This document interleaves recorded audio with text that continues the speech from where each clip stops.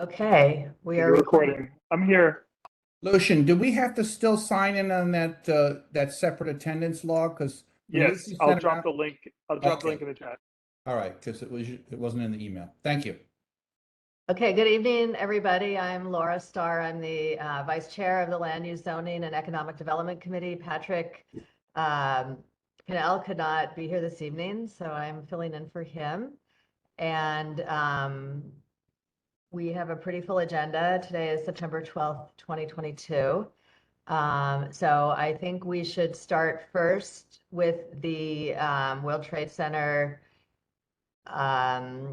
team, the ESD team who are here. Is that Toby? Would you like to have the floor? Give us our update. Yes, good evening, everyone. Laura, to the rest of the community board committee members and community board team, thank you for having me tonight. Hope you're all doing well. My name is Toby Jayasimi, Assistant Vice President of Real Estate and Community Relations for Empire State Development. And I'm here to just provide a quick update on the World Trade Center Site 5 project. I've been before the board many times before, so I won't go into too much detail. For those who this might be your very first time hearing about World Trade Center Site 5, I'll give a quick 30-second background. I'll give an overview of where we've been and where we are to do some placemaking. I'll provide the details of the September 15th public hearing, and then the details of the public comment period that's to follow. So just quickly, World Trade Center Site 5 is the southernmost site on the World Trade Center campus. It's the location of the former Deutsche Bank building. It's currently owned by LMDC, which is the Lower Manhattan Development Corp., a subsidiary of Empire State Development. And as a result of an RFP process, the site is up for development for a proposed mixed-use project that would have residential, office, community facility space, a connection to Liberty Park, as well as ground floor retail. Back in November of 2021, the LMDC and ESD directors considered the start of the public review process. And in December, there was a necessary notice that was issued. In January, there was a virtual public hearing specific to permitting residential use at Site 5, in addition to the already approved commercial use. So when the project was first contemplated, it was thought to be an office building, but as a result of this approval process for the modifications to the general project plan, residential use is now also permitted at the site in addition to the commercial or office use. Earlier this year, in July, we started the public review process for a specific proposed project that would develop residential use at the site and would also lead to the transfer of ownership of the property from LMDC to ESD and then a long-term lease for the proposed project. The notice for the public hearing and the proposed project was issued in August. And then this Thursday, which is the reason why I'm here before the board, there's going to be a virtual public hearing that will afford members of the public the opportunity to deliver live oral testimony on the proposed project. The materials and the details for the proposed project are available on LMDC and ESD websites. And after the public hearing, again, the opportunity for members of the public to provide live comment, there will be a 30-day comment period where those who are interested may submit written comments, and those can be submitted either in writing or via email. I'll have those details up shortly. And at the close of the comment period, the project team will review all of the comments that are received by all stakeholders and all members of the public, and then use that to prepare the materials to present to the LMDC and ESD boards of directors for final approvals at a later date. So again, this Thursday, September 15th, starting at 5 p.m., there's going to be a virtual public hearing to afford members of the public an opportunity to provide live comment. Those wishing to make a comment or to listen in on the hearing must register via the link that's on the screen. This link is also available on ESD and LMDC websites. Once folks register, an email confirmation with the Zoom information will be provided. So registration is required even if you're just there to listen or if you'd like to make a comment. So please feel free to avail yourself of this information. It's also been provided to the community board as well. And I think it might be helpful if maybe I drop the link, or Lucian, if you wouldn't mind assisting me here, dropping the link into the chat as well, so that folks may have it available. For those who may not have access to a computer or might have limited internet availability, there's also the option to be able to dial into the meeting. We hope to be as inclusive as possible, so folks can dial in using the number that's on the screen, entering the meeting ID, and there'll be a system in place by which the meeting facilitator, the hearing facilitator, will be able to acknowledge those that are dialing in and are wishing to make public comment. Toby, if you send the link to me in the chat, I'll turn it around and send to everyone else.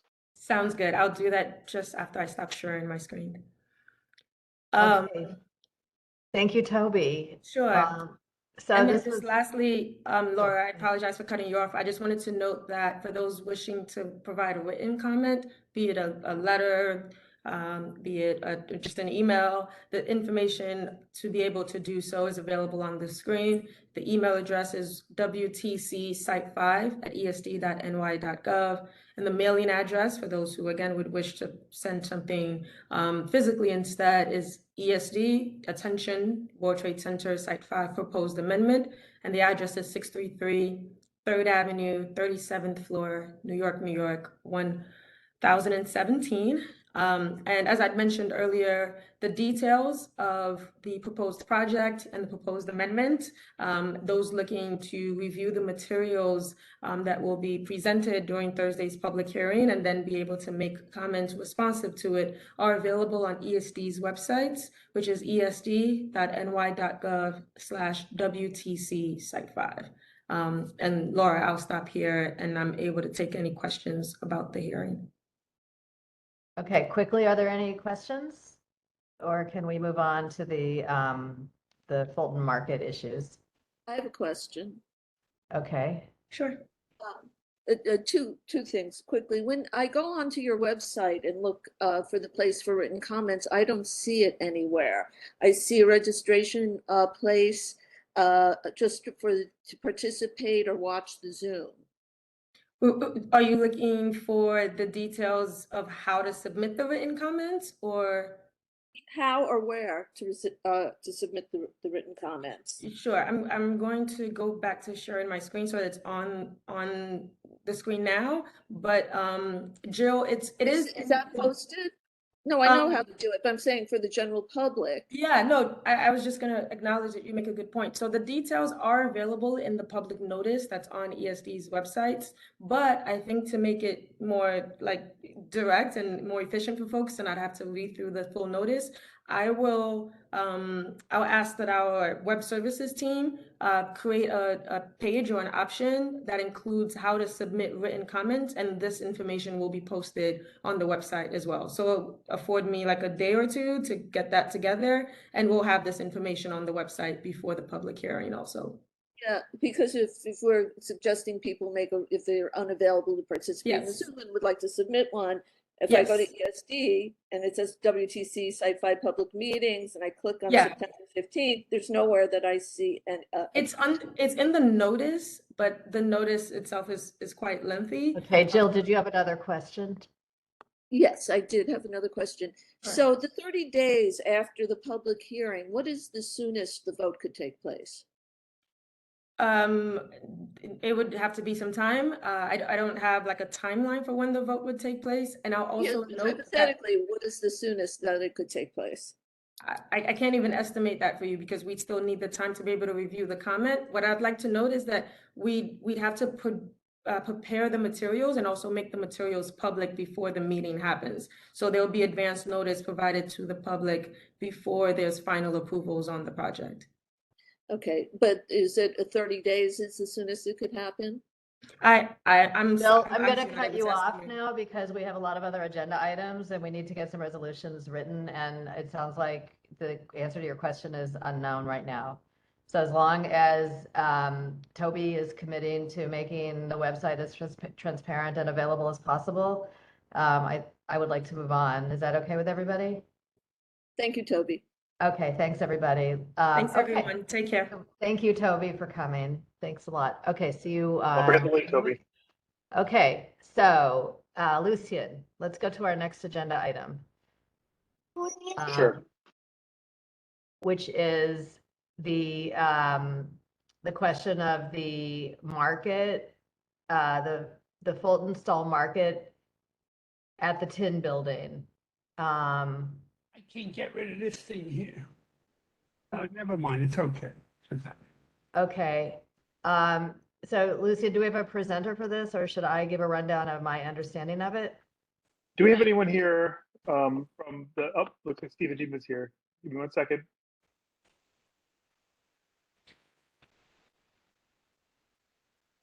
You could unmute.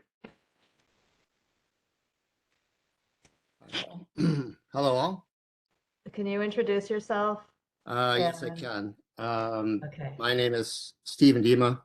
I'm the president of the board of the Fulton Market Association, the nonprofit organization that since 2015 has operated the Fulton Stall Market at the Seaport. And I thank you for the invitation to speak this evening. As you know, the Fulton Stall Market provides the Lower Manhattan community with year-round daily access to a wide range of fresh, locally grown produce, supports our region's family farmers and producers, and strengthens community by maintaining a sense of history, place, and continuity at the Seaport, where the city's first public markets began 200 years ago.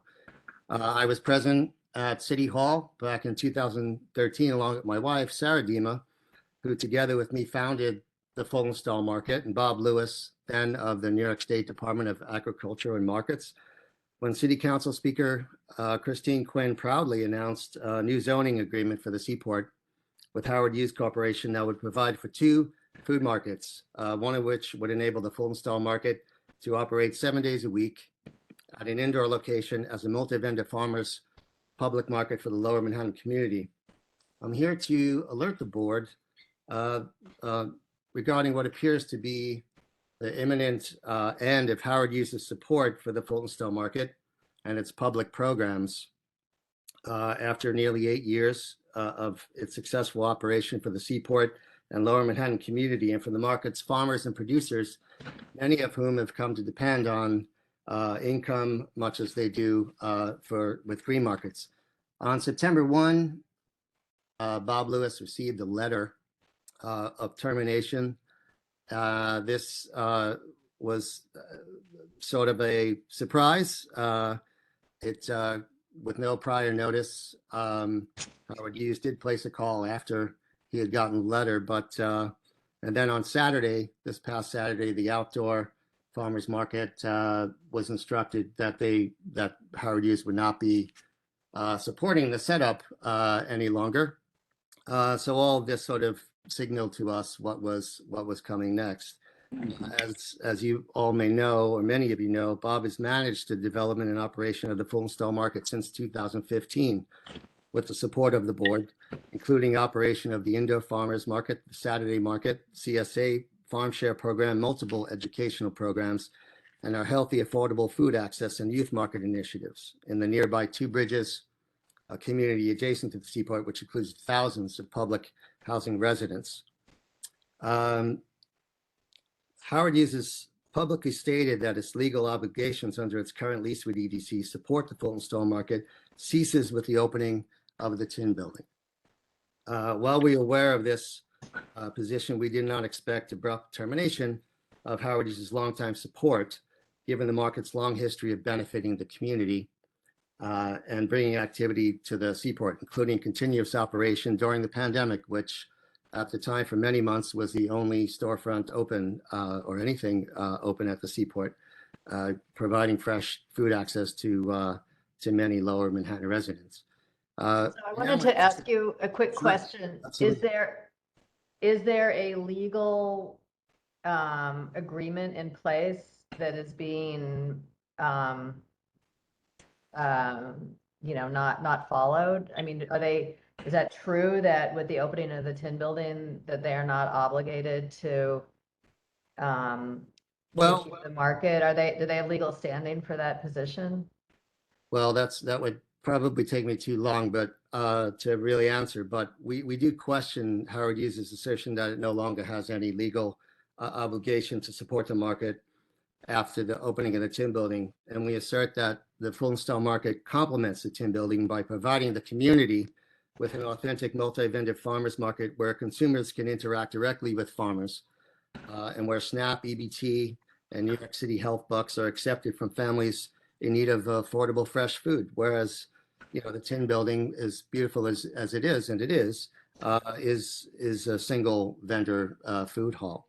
Right, I understand that. I'm just trying to figure out what legal muscle we might have in this negotiation, or whether we don't have legal muscle, but we have other muscle, like our councilmen and political pressure and community desires and diplomacy or whatever. I'm just trying to figure out Sure. what's the lay of the land here with our options. So it sounds like obviously this market is important to the community and does many Yes. great things, but that Howard Hughes it sounds like legally not they could argue they're not obligated to They do could that. argue that they're not obligated, correct? And all along they have been very supportive, and we are in negotiations for with EDC for 10,000 square feet of, well, they offered 3,500 square feet, and we have with the support of Council Member Marte and his land use director Connor Allerton, we have been in dialogue with EDC and Howard Hughes to discuss this. We have a meeting this week to walk through the building, but in the short run, it's if there's no support for the indoor market, the present indoor market and the outdoor market, then we fear, and unfortunately rightly so, that the future of the market is in jeopardy.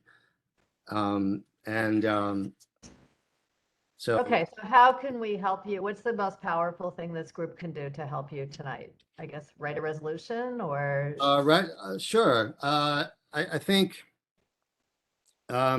we would ask the community board to obviously save the market by requesting EDC support it financially.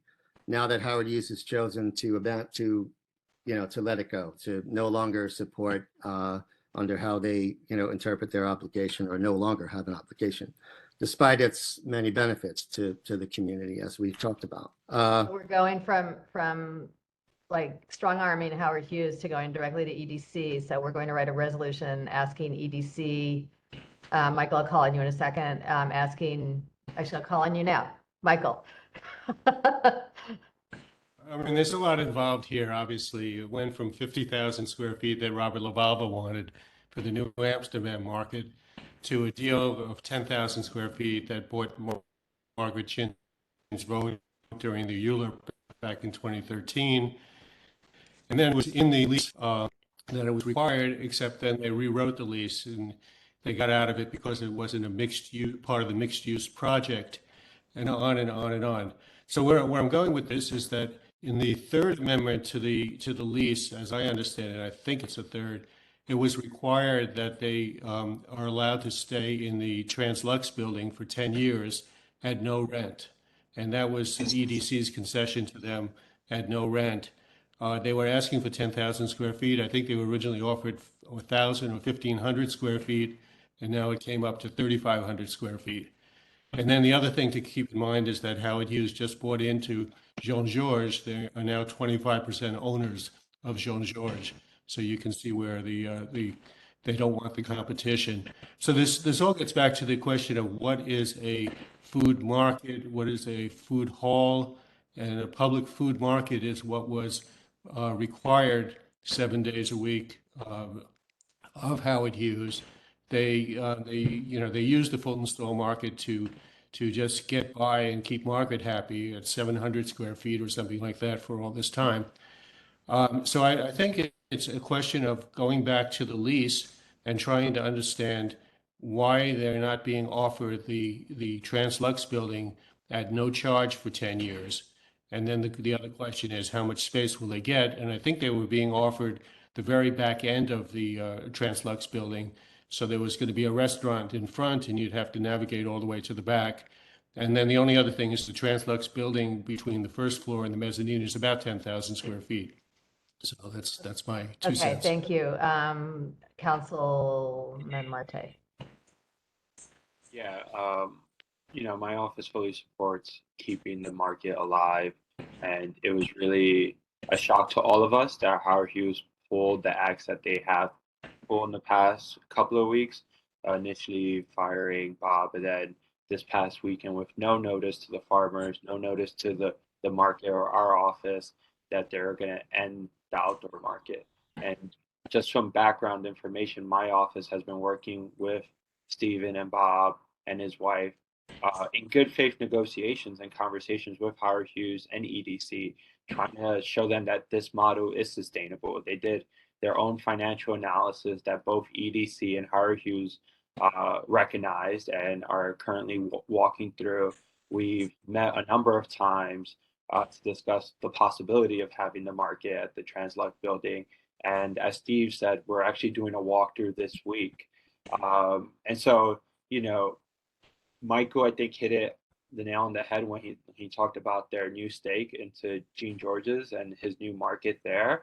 But we have shown that this market can survive in the Seaport and that it should survive in the Seaport. It's financially sound. There's farmers that want to do this.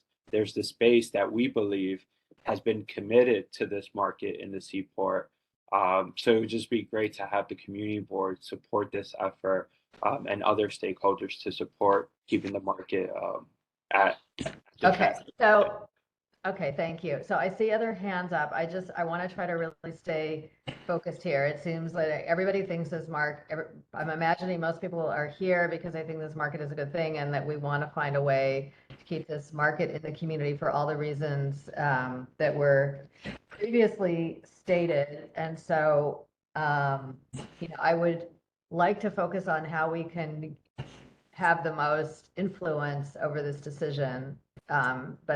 So if you have thoughts on that, but in the meantime, of course, I'll call on everybody, their hand up. I just really make sure that we're focusing our efforts in the most effective way. Okay, who was first? Rosa, were you before? Yes, I was. Okay. Thank you. So I think we need to have a little bit more clarity or information on the contract to see if there is any flexibility there, because I'm guessing that the long time frame was given with the understanding that the Fulton Stall Market would have their new home by now. And that didn't happen. So maybe that is an area of flexibility that we could press. But regardless, I think that obviously we all understand that a business to close and then to reopen is an enormous endeavor, which does not bode well for the health of the business. So we would be in support of actually continuing that business, whether it's via EDC or Howard Hughes. Okay, thank you. Richard? Yeah, I mean, obviously I'm sure everyone on this call would want to find a way to preserve the market at a viable size, and certainly appreciate council members' work on that behalf. And I have a similar question as Rosa. I'm not sure I understand from the conversation here where the obligation does or should lie. Is it with EDC? Is it with EDC or Howard Hughes? And if there is no obligation, where is the probable location, if you will, of the entity that could make this happen, even if there is no legal obligation at this point either? And I don't know the answers to that or how to get to them yet. I think that's what I was trying to say. So thank you for saying that. Does anybody have any answers to Richard's questions?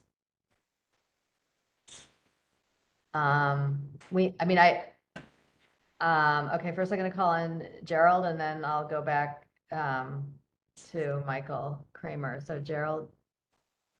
Yeah, thanks, Laura. I'm coming newer to this farmer's stall market whole concept. However, I just want to say, having actually ran a farmer's market, started a farmer's market myself in rural Virginia, and being forced to shut down for various reasons, such as public. Well, actually, it was the local town at the time that was requiring improvements. I'm very disappointed in this whole thing. There's 100 families, 1,000 square feet, 100 families that are being supported, being able to come downtown and just as farmers.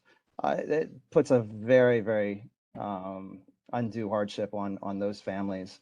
They prepare typically, they're planning stuff in the spring so that they can bring it to market throughout the year. And 9 times out of 10, they're making their funds off of that seasonal type of sales. So I just want Right, to say I'm Gerald, very I'm disappointed. gonna, And one last thing, Laura, and then I'll get off of here, which is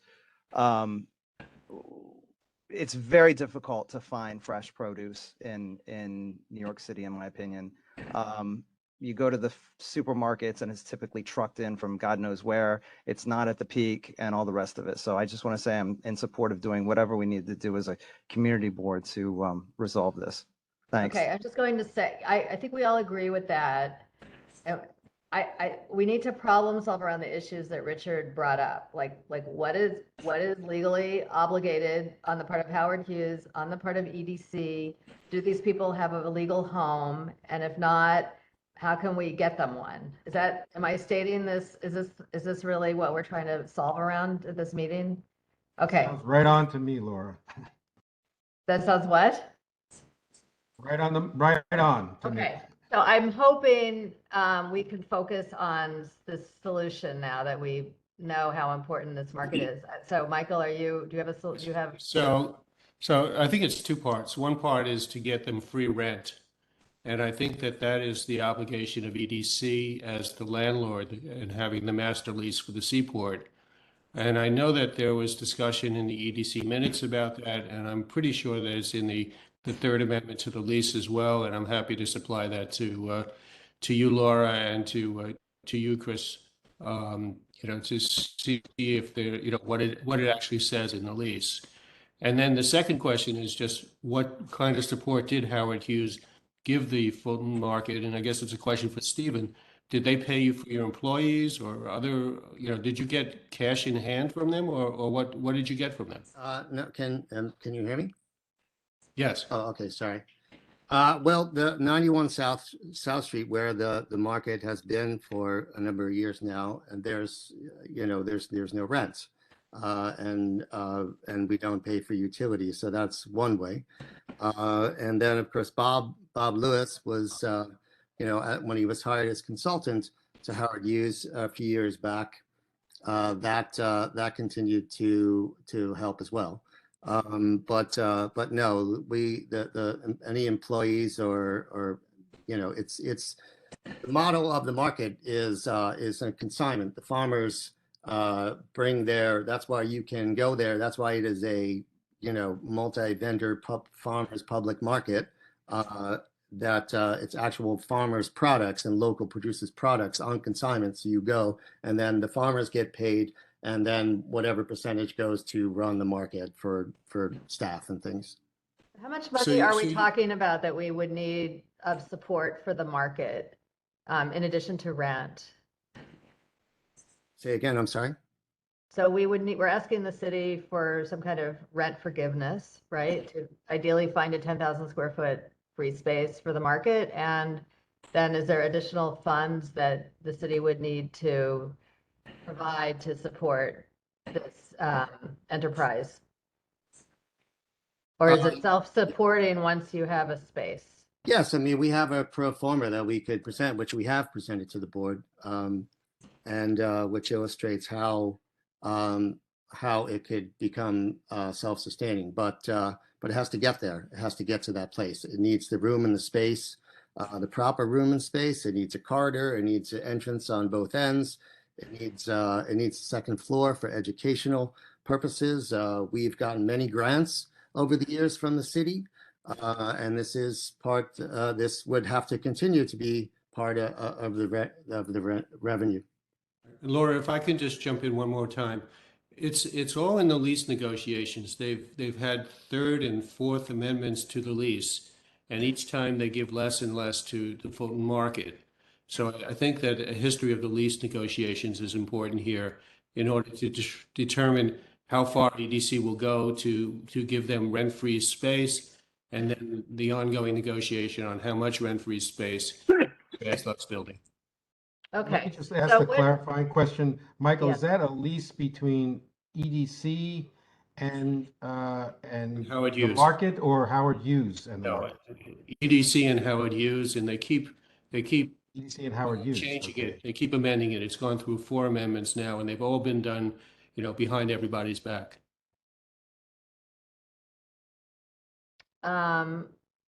Well, do we need to have a liaison from EDC come to the next meeting? Like, is there anybody from EDC at this meeting? And do we know who That that would I'm be aware at of, no. EDC? What's that? No, no one from EDC tonight that I'm aware of.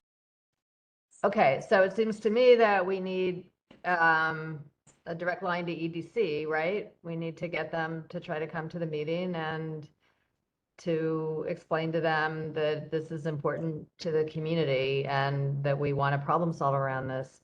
I mean, the other thing is with the FIDI Seaport Resilience Project, they're going to be transforming a lot of space along the waterfront. I mean, there's a lot of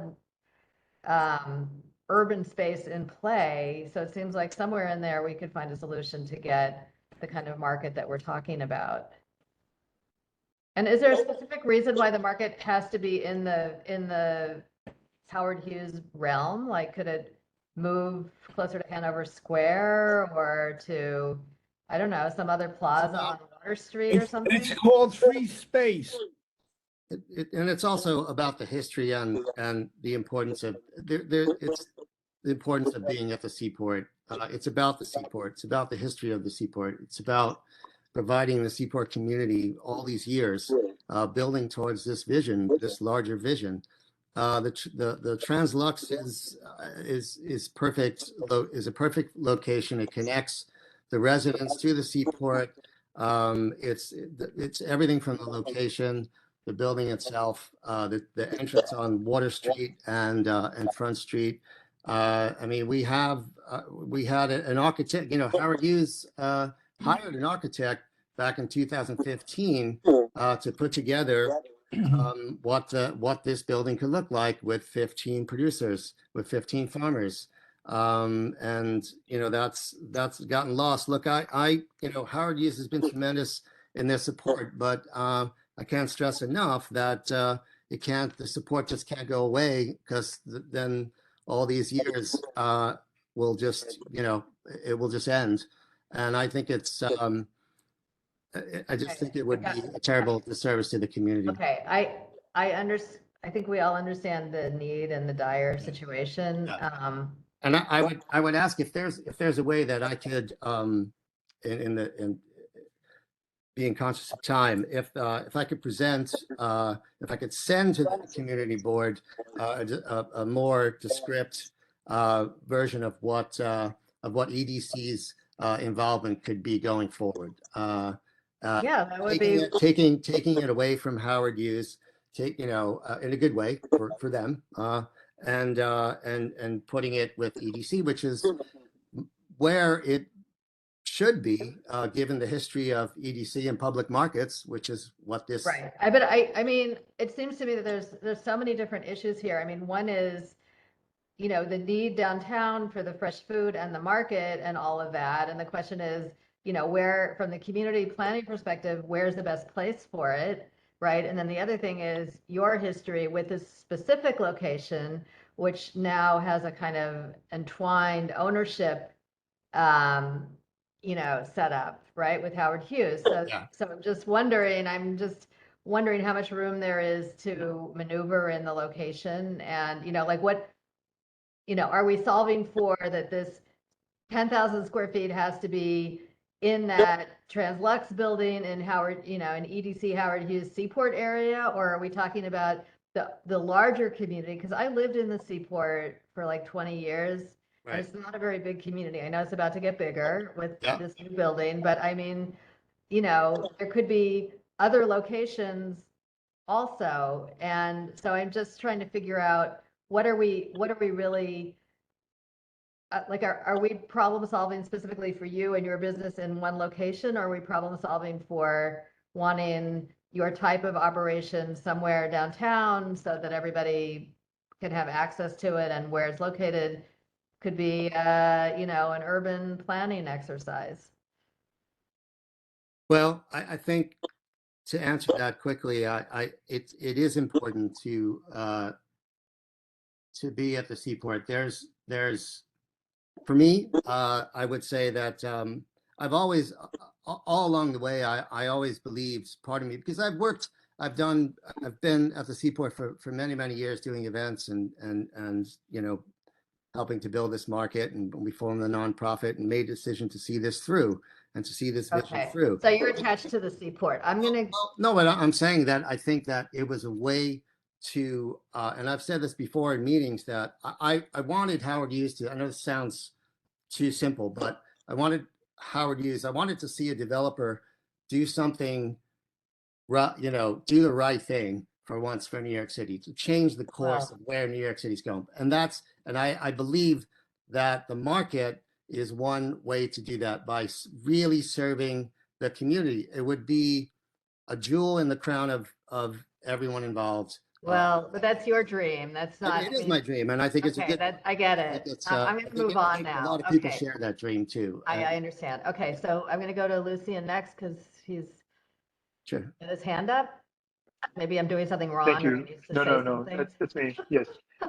I think one important item, if the committee is considering a resolution, is what points or questions can we raise in this resolution that would be most helpful to the council member in his discussions with EDC and Howard Hughes moving forward.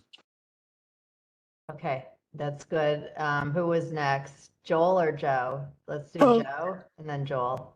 Okay, if it makes any difference, about a couple of months ago, Howard Hughes cleaned out some of the fixtures from the Translux building. And they don't normally do things like that unless they have something in mind. Okay, that's useful. Joel? Laura, I'm not sure what their legal standing is here, and I think in order for them to go forward, they're going to need some type of document with an expiration or a sunset on the Who's lease. them? For who to go forward? Who's them? In order for the market to go forward, they're going to need to sign a lease, whether it be with the EDC or some other entity saying, you know what, we own this space for so many years at no rent. There has to be some type of legal document. This is just so quasi out there. Going forward, I think they really need some legal standing so they don't get tossed around in the future. And without that, I just think they're going to just be. So, you know, I understand. I'm thinking of this Harvard MIT negotiating book called Getting to Yes, which I recommend everybody read. And basically, like, if the market doesn't have the power of the lease behind it, then they have to go into this other mode, which I've in my life been in many, many times, which is called your best alternative to a negotiated agreement, which is, so I'm just trying to figure out, like, what are some other places that we can navigate to try to keep the market alive, to try to bring this fresh food into our community, and to deal with the reality of, you know, bigger players who maybe have, you know, a certain momentum that may not involve this. I'm just trying to deal with, you know, try to deal with that reality and still keep this market alive. Okay, Richard. Sorry, I want to go back to Lucian's question because I think it would help us. And that was to the council member. Is there something that you see that the community board can do and say that would be supportive of your efforts here? Yes. First, writing a resolution of support of keeping the market in the seaport, and Secondly, inviting EDC to come and present to the community board about ways to either financially sustain that model or ways that they can offset some of the costs, whether it's through rent or utilities, to keep the market where it's currently at. And so, I think a commitment to supporting the market, but also having EDC present alternatives to help the market stay in the Seaport. Okay, so do we want to form a resolution to that effect? Alice? Thanks, Laura, and thanks, council member. That was a great suggestion. I think it's a good one. I would just ask that we, and as much as we can do this, Lucia, it would be helpful because we have a resolution on the full install market from July 2020. So we should definitely, I've just put this in the chat to you, so maybe you can send it around. But it outlines a lot of the, where we're at from at least in 2020, and where we're going could be made more clear, obviously. But one of the things that we asked for then, which Councilmember Marte has wisely brought up, which was this meeting with EDC, which seems essential. And of course, we have our own former planning director, Diana Sweetie, in a position there where I think she could be helpful. So if everyone could just take a read of this resolution before we agree on what the next resolution will be, that'll probably be helpful. Thanks. I mean, when I read that in preparing for this meeting, it seemed to me that there wasn't solid legal ground, or that the legal ground had shifted because it was predicated on a certain type of mixed-use development in the Tin Building, and now they're doing a different type of development. And so, I'm just trying to get us on as firm as possible legal or political, some kind of solid ground, whether it's legal or political or whatever it is, to, help the situation. Do you think we have enough info to formulate a resolution, Lucian?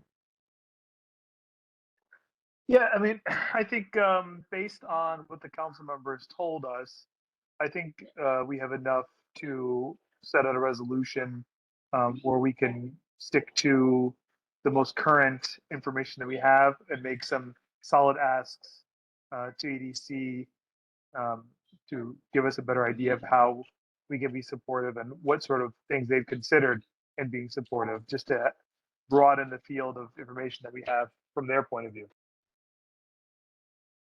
Okay, and I would be happy, Stephen Dima, I'd be very interested in reviewing your pro forma or whatever financial. Sure, I would love to provide all that to You you. could provide that. I'm That would be curious great. to read that. I'm also curious how the model of what you're doing compares to like the farmer's market at Union Square, for example. Laura, is this something that you think that you would want to collect the information from Stephen, distribute it among the members, have them think about it, and then come to them with the draft resolution next month? Or is this something you think you'd like to vote on this month? Wow, I don't know. I'm not even going to be at the meeting this month, so it's like in the high holidays. But it sounds like For the October meeting, you can vote on it. It sounds like it's time sensitive because the market is yeah. going to lose its momentum. But I think that we need to have more information. So I don't know, people who know more about how the community board operates, what do you think we should do? Alice or Susan, what do you recommend? I would recommend that we have Lucian EDC come and respond to the questions at our upcoming executive committee meeting, perhaps, so we can get a handle on getting answers, so that the sort of amorphous aspect of it could be identified, and then we can act on it a little bit more cogently, perhaps. Smart. Is that possible? I can't forecast whether or not EDC will be either present or able to send in time. It's possible, certainly possible. Well, or simply just to identify the questions we have and have them answered. Maybe we can, kind of rely on Diana to help us out here. Does EDC have like do we have a person at EDC the way I see we have Jasmine from city planning on this call? Do we have an EDC version of Jasmine? Thank you, Jasmine. I think, we really need that because we've got the FIDI Resilience Project. We've got all this stuff with Howard Hughes. EDC is controlling basically everything that goes on along the waterfront from Battery Park up to like Brooklyn Bridge and more, all the way up to East River Park. So if we don't have a direct line to EDC, I think we're going to have chronic issues. Okay, Susan. I think your point about EDC is really important. I'm not sure whether Diana can help us on this one. We're going to need somebody, and they probably won't put her towards us. But I would ask the councilman, do you want us to have a resolution this month, or do you think we should? I'm always do it first. It's not going to be perfect, but I don't trust Howard Hughes, so it's a problem for me. So I would we have an idea of what we should write, and we want this market, and I think we should put it in to support it. But I'd ask the council person if he thinks we could wait a month. I think it's really time sensitive. That's what I think. They're moving. I think so too. And Okay, so let's try to move on it, but in the meantime, Can I just make a comment? yes, please, Paul. I think we should definitely do a resolution. This issue has been kicking around, as people know, since 2013. It's not a new issue.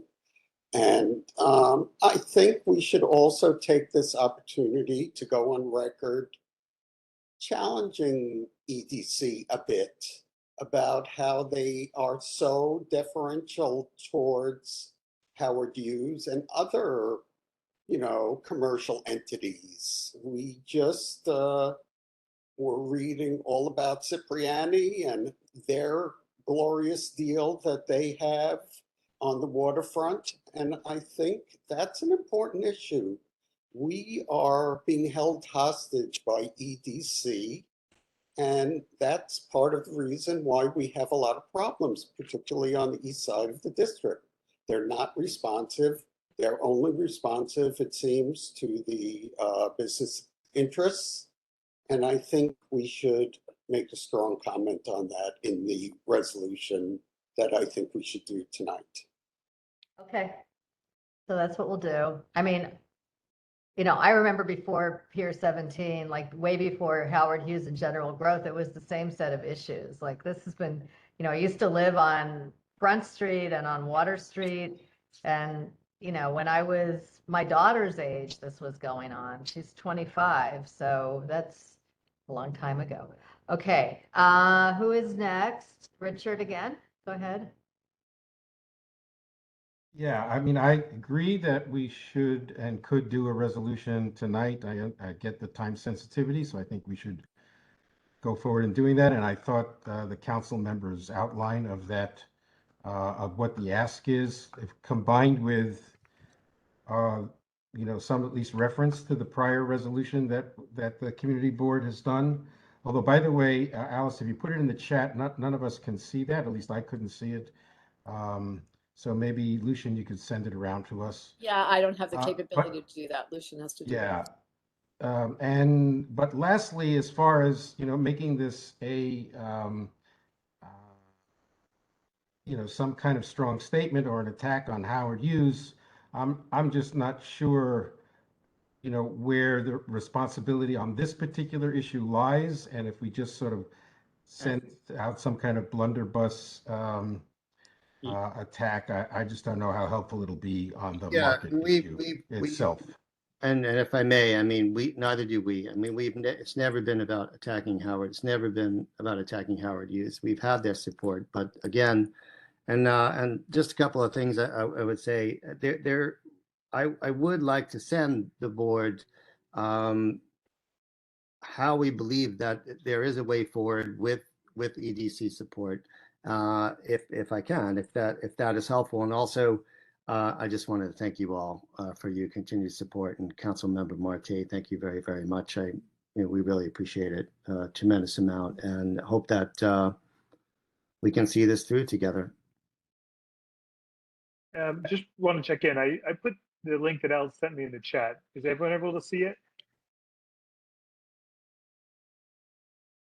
I don't, oh, Yeah, I see it. I see it. yep. Okay.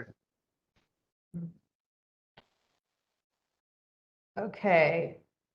So does anybody, so do we need to put the resolution together now, or we can work on that separately So later? if you'd like, I can read a couple of the points. If you Okay, want to tell me if this is what you want to put in the motion. okay, From the council member, I have, it's important to keep the market in the seaport. Also, CP1 wants to invite EDC to come and present to the board on how to financially sustain the market or how to offset the cost to keep the market where it's currently at. And also EDC presenting on alternatives is also important. And then I would assume the whereases would be, supporting statements on how long the market's been in the area, some of the information that Mr. Demas provided us, and also recognizing that Councilmember Marte's office is currently in discussions with EDC, and the Howard Hughes is part of those discussions as well, Councilmember, or is it just EDC? Yeah. Okay, yeah. So I'll make sure that whereas reflect all those, if that's what you see fit to move. so is that committee members, is that what you would like to see in the resolution?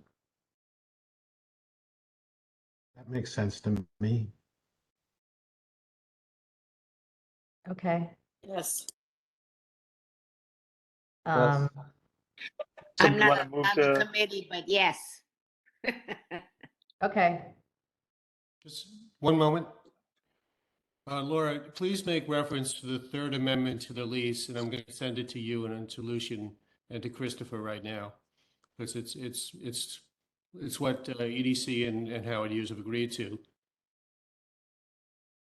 okay. Okay. Okay, For the record, I'll just need a motion in a second, and I'll take the vote. I make a motion to approve that resolution as outlined by Lisa. Happy to second it. okay. Cool. I'm pulling up my vote sheet now. Is anyone not in favor? Kettering will Opposed? abstain. I mean, That's I'm right. not in favor of it actually, but So, I- Laura, are you abstaining or in opposition? I will abstain. Abstain. Kettering is abstain. Any other non-supportive? Okay.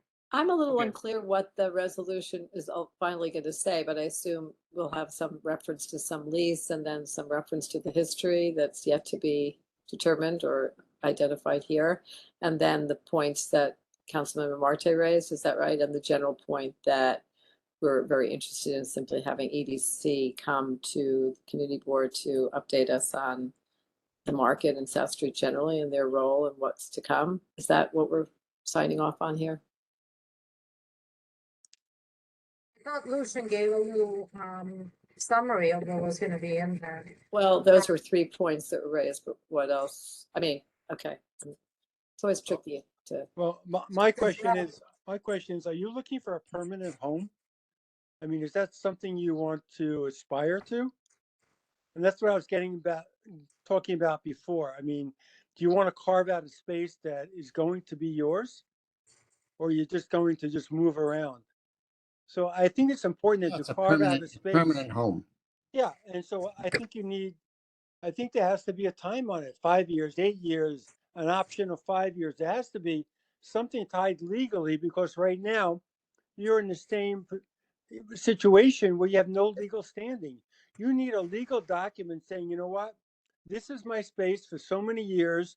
I'm not paying rent, And you need to spell out all those things. You need a business contract. Right now, you have nothing. So going forward, if you want to do this, you need to do it legally. And you need to do it right. It's just too quasi.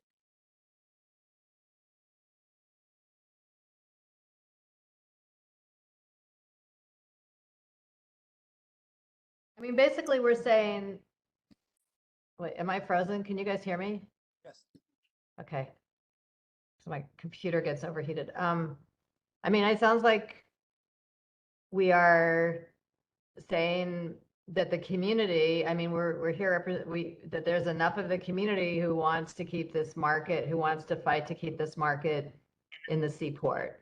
That we feel that that's the best location for a market, that we feel like this is the market that we are embracing, that we feel like we're going to take 10,000 square feet to have this market for free. That's the best use of our free 10,000 square feet that we're going to ask for if we're asking for, I don't know. To me, I just have a lot of questions. And I just wonder how many people patronize the market, you know, and I'm only asking this from having literally lived there for a huge chunk of my adult life and seeing markets that were not that well patronized there. So I just, you know, I'm just questioning its viability. I mean, I hate to sound crass about this, but that's why I'm abstaining.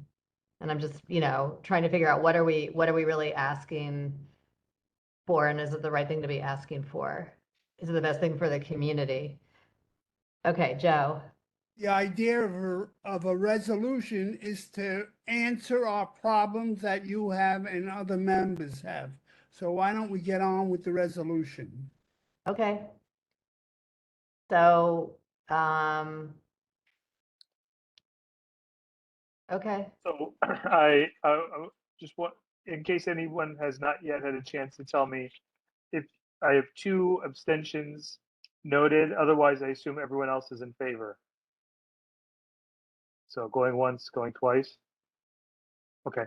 Okay. I'll be making sure that everything from that discussion leading up to the motions, as far as in addition to the whereases, paints a full picture of what we discussed here today.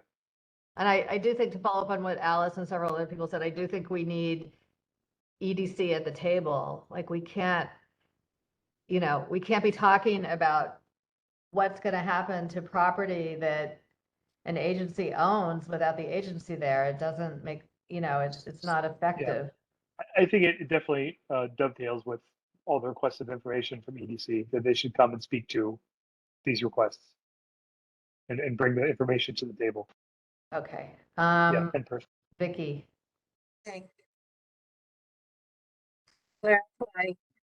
Lucian, you'll be writing the resolution and then you'll pass it around, because it's always great to have Alice, you know, take a look, and I just wasn't quite sure. Are you going to do that?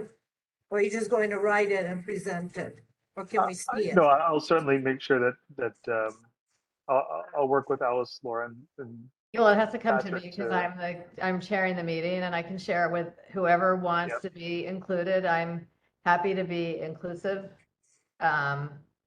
So you just let me know and we'll make sure that it's, you know, people get to weigh in, okay?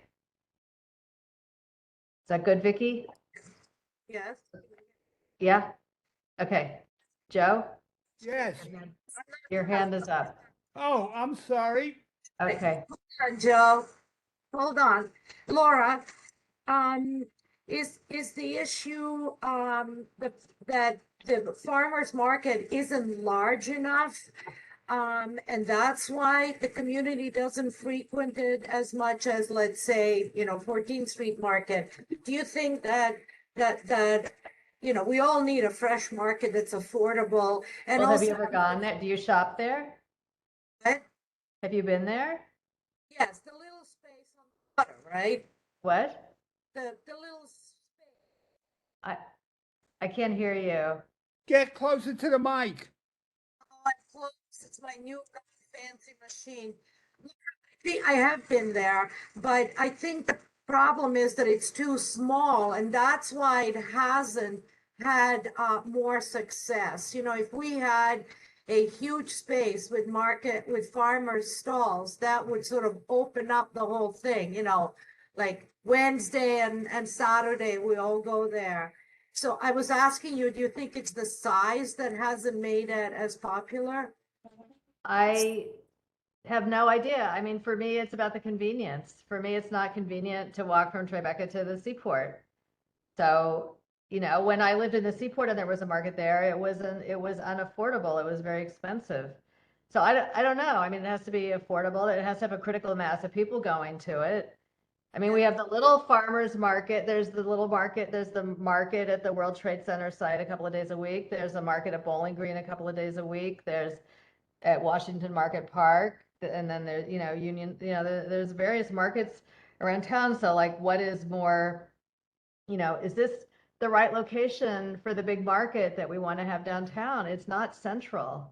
You have to schlep over there and schlep back. Not that many people live there. The New Amsterdam market, it was extremely successful and well attended.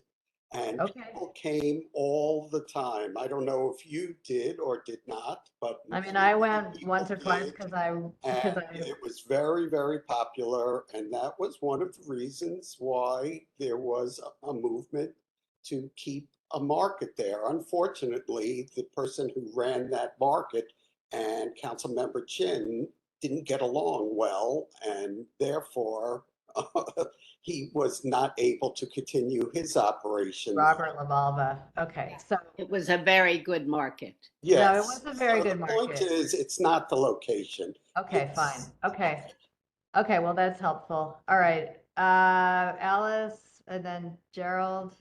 I just wanted to add that I think the critical thing in this resolution, which other people have mentioned and Michael definitely talked about in terms of the lease, is the fact that in this negotiation and in so many others, it's just very, very opaque as to really what is in fact given to the public and being taken away. And this specifically vis-a-vis EDC or Howard Hughes, so that whatever we're writing, you know, forces the hand of, you know, this not-for-profit EDC to tell us what the former lease was and how it's changed and why. And this continues to happen and will continue at probably a very rapid and fierce pace as we move into the FIDI Seaport plans for an extension. And I just think that we need to find a way to have a relationship with these agencies that's a lot more transparent. And so if there's some way to make sure that happens and that happens going forward Exactly. with this market and everything else, that would be a huge win to a resolution like this. Maybe that's beyond what the we should, specifics. maybe that's how the resolution should lead off. I mean, I think to me, that's kind of the bottom line, and it's always been the bottom line in the Seaport is the issue of transparency and the Seaport.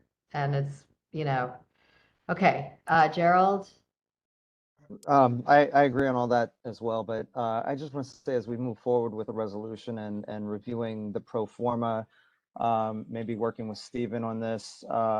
It was mentioned earlier that, you know, this market is nonprofit and that that they do accept EBT, SNAP benefits and everything. It's very important to communities to have that in place. And I just want to make sure that that's first and foremost, regardless of where the market's located or who, whether I've visited it or you visited it, but the people that are visiting it, making, you know, benefiting from it is very important. Thank you. Good point. Okay. Okay, let's, Richard, and then maybe we can move on. Well, I'm really puzzled as to where we are here. With all due respect, Laura, we seem to have a consensus in the committee, and we then voted on a resolution. And now it sounds like we're questioning and changing that resolution. I don't, this is not a process I'm following. Okay. I don't really understand what's happening in Sorry. the conversation, because in the beginning of this conversation, I heard no one objecting. In fact, everyone seemed, including yourself, seemed fully in support of the idea of a green market, of a farmer's market there, and of farmers markets in general. And I don't know where the committee is at this point, and in fact, what I do know is that we have a resolution that seems to have passed. I'll have to leave that to Lucian to say if that's correct. And so please, Laura, you got to help. Where are we here as a It's committee passed and we should move to via the the next vote? agenda item. Okay? How's that? Sorry, what was that? I think we're good. I mean, we do have a resolution that passed and we agreed that we will work on it. So let's Okay. move on to what's going on at Pier 17. Great. Hey, everyone. I'm Lucian Reynolds. I'm the district manager of CB1. And not too long ago, no, I'm sorry, that's my son, CB1 son. And not too long ago, I had the pleasure of going to Pier 17 with Jasmine Tipale from the Department of City Planning. And she shared a lot of very important public documents with me about Pier 17. So together we could look and evaluate the public space at that location. There are two different public spaces at that location. And if you'll bear with me, I will pull up some of this. So the public space is divided in two parts. You have the public access area that's on the pier, that's on the ground level, and that's depicted by these tables, the benches. Over here on the north side of the building, there's a very interesting seating, including swings. All of that, I'll just say, is in order. The hours that it's open and available to the public seemed within everything that's described in the restrictive declaration to the deed. So I also went over this as well. So in the restrictive declaration, there are, pull them up, descriptions of what should be provided in the roof access area. Now, the roof access area is a little different situation from the public access area on the ground. The roof access area is much more complicated. You have this area that's outlined in the red dashed area. This is the area that is to be provided to the public when the rooftop is open at almost all times, save when there's some sort of security interest or when there's like a loading or unloading going on and movement of large objects that might put the public in danger, which are all reasonable things. However, you'll see as I move through this that the way those are implemented is, it left me with questions. The next page breaks down with more detail what sorts of furniture should be present on the roof. You'll see that there's lots right here on the left. You'll see a little bracket that says missing furniture. The first thing I'll say is that the area that I was able to look at, which is the area here on the south side, where I don't know if you can see my mouse, but the side that says missing furniture, some of these benches were not there. And I believe that they should be there based on this diagram. On the other side, I was not able to look because this side was closed. I'll give you an idea of what that looked like. So this is a picture that was taken from the southwest corner of the roof access area. You'll see here that this is the door that you come out of when you come up the escalators. There's elevators there. This area was stanchioned off. And if you look further, the area deeper over to the north was completely closed off with French barricades. Those French barricades continued into the roof, the additional roof area, which is over here. You'll see some white temporary structures all the way in the back. This leads me to believe that these French barricades that have the Pier 17 wrap were there for a good portion of the day. This area over here that you're looking at is only supposed to be closed. And this is a document that Howard Hughes Corp sent us, which I'll go through with you. But I just want to point out here this roof diagram. The area in yellow is the area which they say that they can close when they are actively setting up the stage and all the space. I did not see any major moving operations for the entire duration of me being on the roof. All I saw were just a handful of workers who were coming out of the normal elevator area with carts, hauling drinks and such, and they were actually using the pathway that was open to the public to get to the area in blue. So they weren't even using the area in yellow or the freight elevator that's accessed on that side. So it's unclear how long the area was closed. I can't say for what portion, but for when public access is only open for 11 hours, if 10% of the time that it's not available to the public, and there's no reason that it's not available to the public, that's not a good thing. So let me just walk and compare. We take a second to walk through the restrictive declaration of what they're required to provide and what they have in their memo that they're providing, and then what I saw. So first, just to define the roof access area of the RAA shall be open and fully accessible to the public without charge or fee from dawn to dusk. To compare, they have the official times as 11 a.m. to 10 p.m.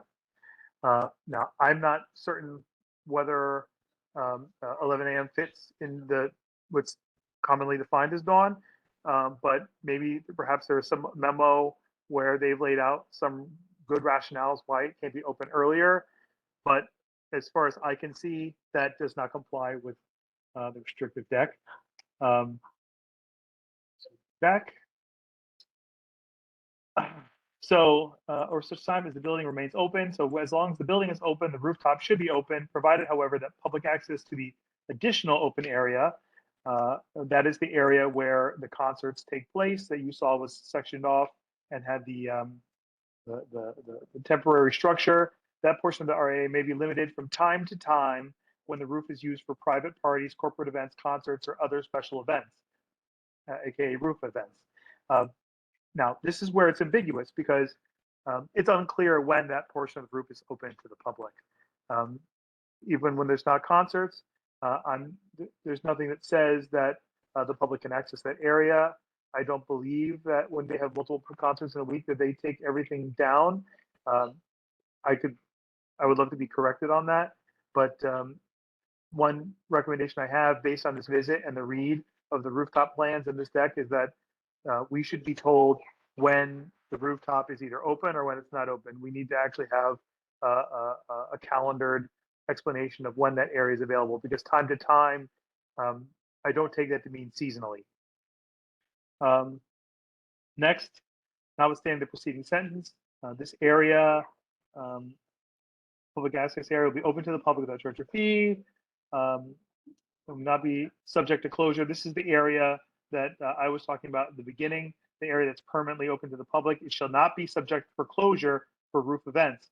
Notwithstanding the foregoing, the RAA may be closed to the public to the extent reasonably necessary in the event of an emergency or hazardous condition in accordance with the previous section. Also, for repairs or alterations. So to go back, the area which they say can be closed for security concerns or public hazard, they say that they require a brief security sweep 2 hours before an event when the roof is cleared and then reopened after the sweep. All entering the space must pass through security screenings. It is unclear why it takes 2 hours off of the public's access time to secure this section of the roof. But I would like more information about what takes place during that 2 hours, because in such a limited amount of open time, That's a really big chunk. Next, the occasional brief closures of load-in area, yellow on the planet right, during the movement of event-related heavy equipment due to location of freight elevator and logistics. Again, I witnessed no movement of heavy equipment whatsoever from the elevator for the hour that I was there. I would love to have the time to stake out an entire day. I unfortunately don't have that kind of time, but I would like a more complex, detailed explanation from Howard Hughes as to what sorts of equipment they're moving and how long that should take, because it is a really large portion of the roof that was taken offline, and seemingly those metal French barricades that were there seemed to be there for the long haul in the day. So that was closed off with no intention of opening up at any point in the day. That's the feeling that I got, though I'm happy to be corrected by HHC at some point in the future on this. Next, I think I have another section here. Yeah, so just the activities in the public access area. I think just what I want to highlight here is that there's all sorts of different events, and they can be permitted provided they're open to the public with no admission fee. So there's all sorts of other events, and I think that we just need to take a deeper dive on what sort of events have been going on since they've reopened the roof during the pandemic, and just get back on top of this issue over public access.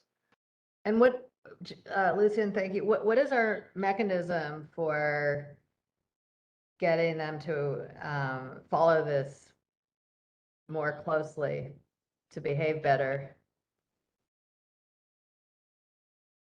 Well, I think that that's a good question. For city planning, I'm really happy to say that Jasmine has a ton of experience with public spaces. She was super knowledgeable. She taught me a lot while we were there. I would just say that we need to stay in communication with city planning, perhaps ask Howard Hughes to clarify these, their memorandum and why it is closed for such a long amount of time, especially for the load and load out for events. I think that's the most troubling to me, because it seems like it's just kind of left out with no regard for whether or not the Right, space but needs to be closed. so, I mean, can they get a penalty from city planning? I mean, they got all these, they're building the way they wanted to do it under the conditions that they would provide these community benefits, and now they're not. So what is the recourse? Jasmine, do you know Jasmine? what tools do you have to get them to comply with what Lucian just read? Yeah, so CCP, city planning, we are the ones that make the rules, but we're not the ones who would give fines and stuff, but we are talking about it more internally.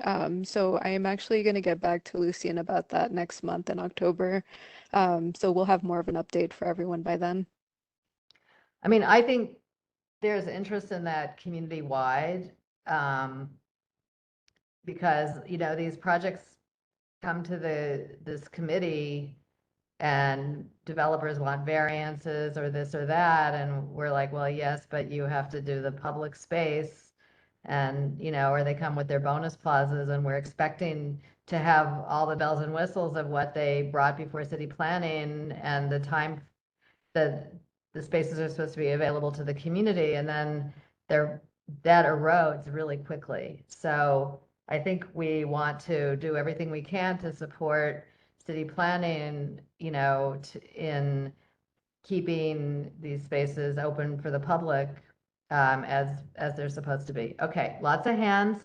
Paul? I have a question about another operation that I've seen up there. It's called The Greens.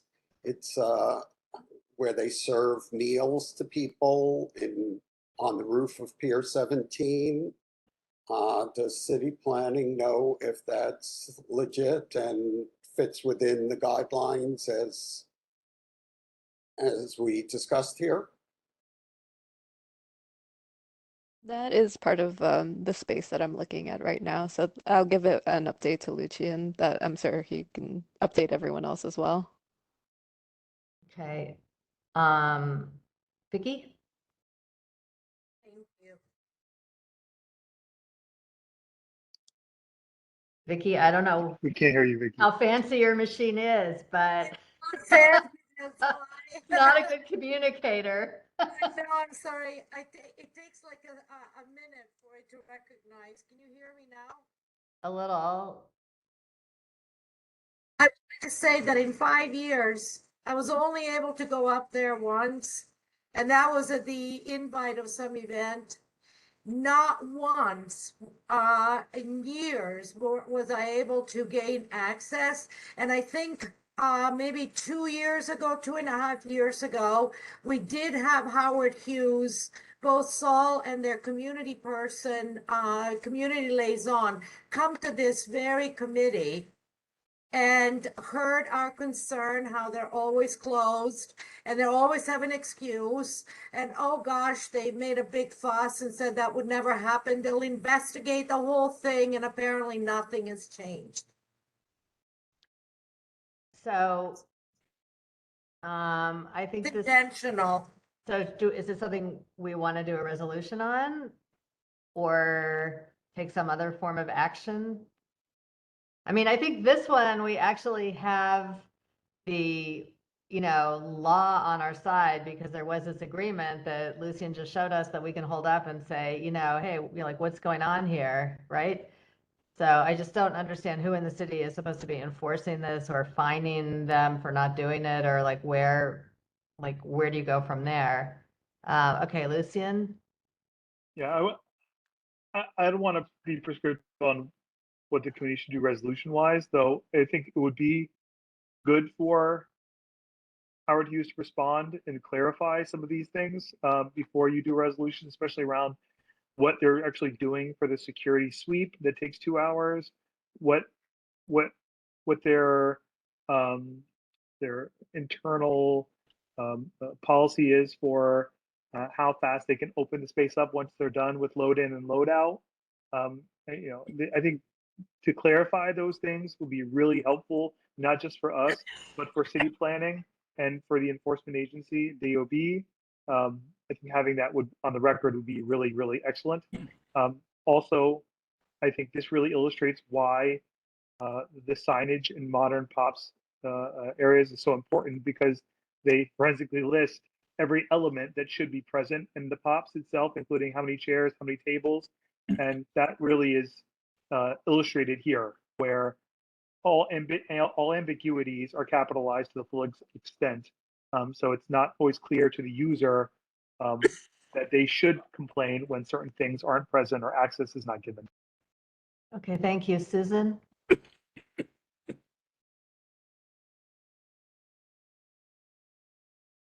Why don't we write a letter with some of the things that we have mentioned, that you mentioned tonight, to Howard Hughes, rather than a first resolution, and see how they answer us before, and we could do a resolution the next month. But I think we should be on record of these are concerns, and I remember when we voted on all of this. So why don't we ask them? I think a letter would be a good idea with a CC to the. That sounds good. Yeah, that's my thought.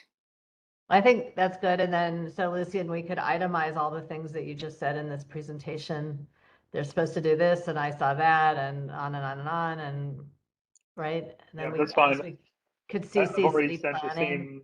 the same email to city planning with the itemized list, so I can just take from that email that I sent to city Yeah. planning and turn it into a letter to HHC. Absolutely. Okay. All right. Joe. Don't forget that we should get a ruling from city planning on the cabin greens, as they call them, which are on the roof when the fall season comes in. Okay. Alice.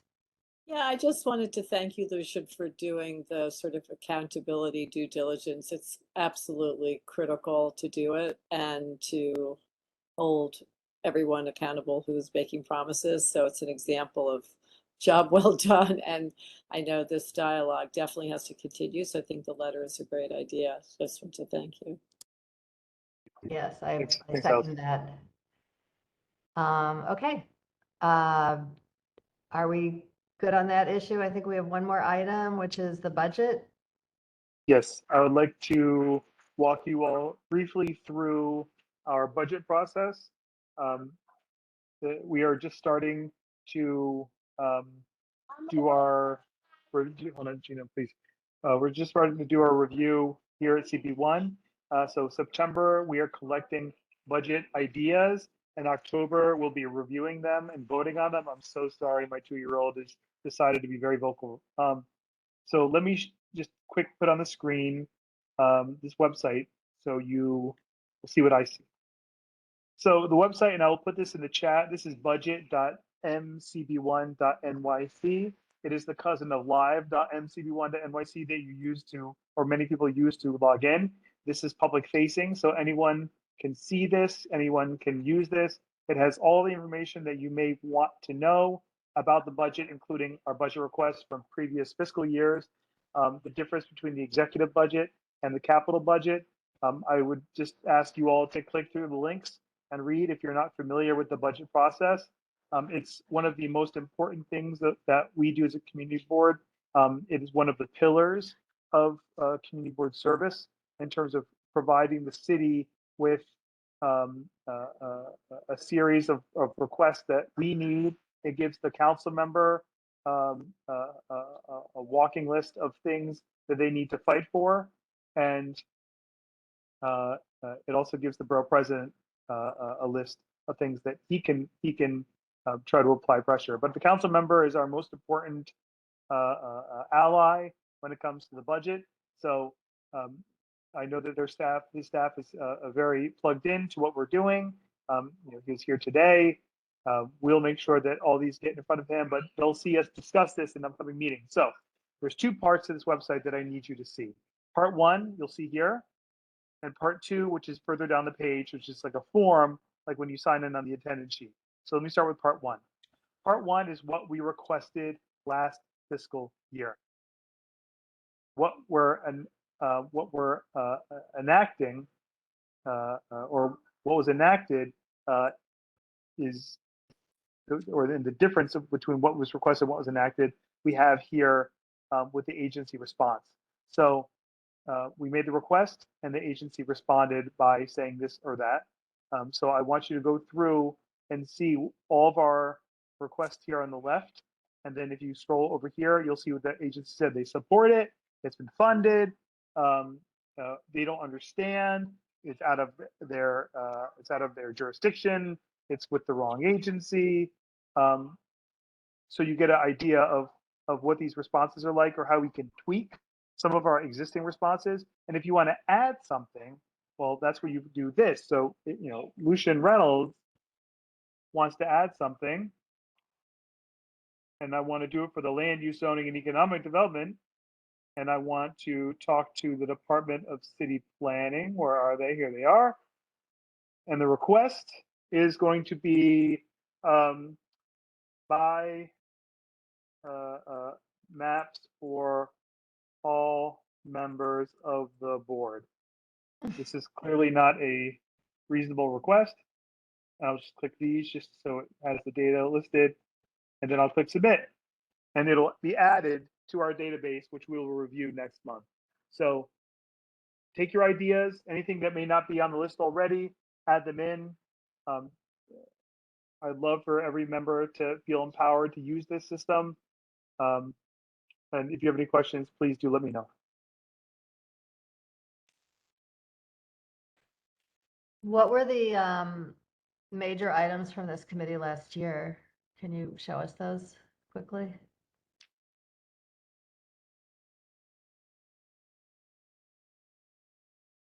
Yeah, Wait a second. I guess I'll filter by agency.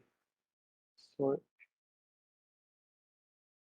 So I don't see anything in the, well, no. I don't see anything DCP related. There are a number of EDC related items, which EDC really spans lots of committees. I don't have the committee column turned on for this. I wanted to keep it kind of small. But one or many of these EDC items could be land use, zoning, or economic development related, for sure. Okay. But to your point, I'll turn on the committee column so you all can sort by committee when looking through this.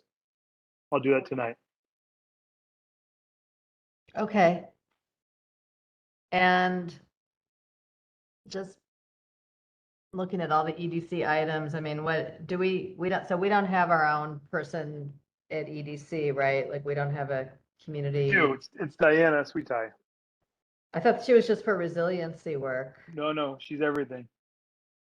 She's the director of Manhattan, so south of 96th Street and Staten Island. She handles all of EDC's kind of frontline stuff with us. And if something's so specific that there's a specialist, she'll try to pull them in. Oh, okay. All right. Well, it sounds like we have a lot of items for her. That's for sure. Okay. Are there any other anything anybody else would like to say? Thank you for coming tonight. Thank you for putting up with my messy facilitating on that one item, Richard. Thanks for calling me out on that. I guess we'll adjourn at whatever time, 7:34. How's that? Bravo, thanks, Laura. 94-minute meeting. Okay. Thank Good you. job.